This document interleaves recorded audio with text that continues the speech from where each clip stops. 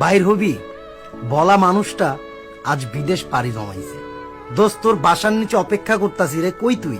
আর কতক্ষণ ওয়েট করাবি ভাই, বুঝলাম না। এবার তো নিচে নাম।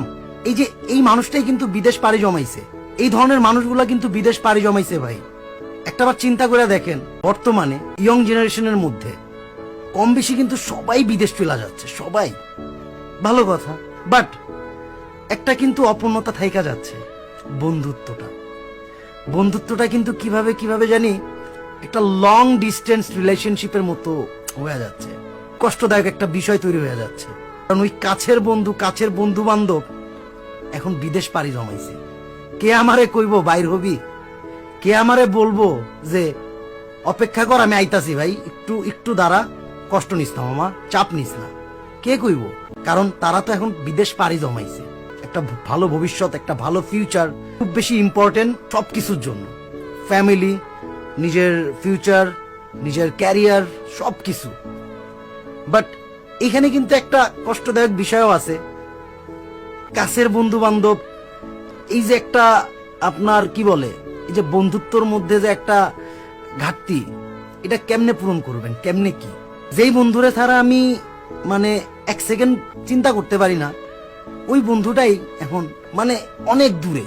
দেখা গেছে যে ফোন ছাড়া আর কোনো উপায় নাই, একটা আবার ভিডিও কল, আস্তে আস্তে ওইগুলাও কইমা যায়। কারণ সবাই ব্যস্ত হয়ে যায় ভাই, যারাই প্রবাসী আছে বা যারাই বিদেশ থাকে, কম বেশি কিন্তু সবাই একটু ব্যস্ততার মধ্যেই নিজেরা রাখে। কারণ ভাই ওইখানে তো আর বৈশা বৈশা টাকা আর্ন করে না। তো এটাই খারাপ লাগে যে কেমনে কেমনে জানি বন্ধুত্বটা সহজেই হারায়া যায় ভাই, সহজেই। আর আপাতত কিন্তু এই বর্তমান সময় কিন্তু এই জিনিসটা খুব বেশি। কেমনে কেমনে জানি ভাই কাছের বন্ধু বান্ধব, যারে ছাড়া এক সেকেন্ড চিন্তা করা যায় না বা যারে ছাড়া আমি একটা মুহূর্ত ভাবতে পারি না, ওই মানে বন্ধু বান্ধব গুলাই বাইরে থেকে কইতেছে, দোস্ত বাংলাদেশে আমুরে আইলে তোর লগে দেখা করুন। খুব বেশি ইমোশনাল হয়ে যাইতে হয় ভাই, এই ধরনের কথাগুলা বলতে গেলে খুব বেশি ইমোশনাল হইতে হয়। সবকিছু ছাড়া চলা যায় ভাই, নিজ পরিবার আর বন্ধু বান্ধব ছাড়া এক মুহূর্ত না।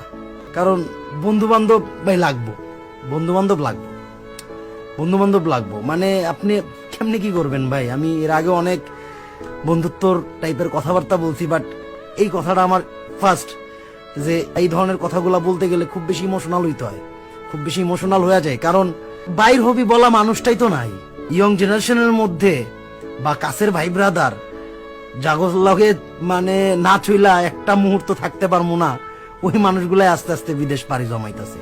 কারণ একটাই, নিজ ব্রাইট ফিউচার করতে হইব।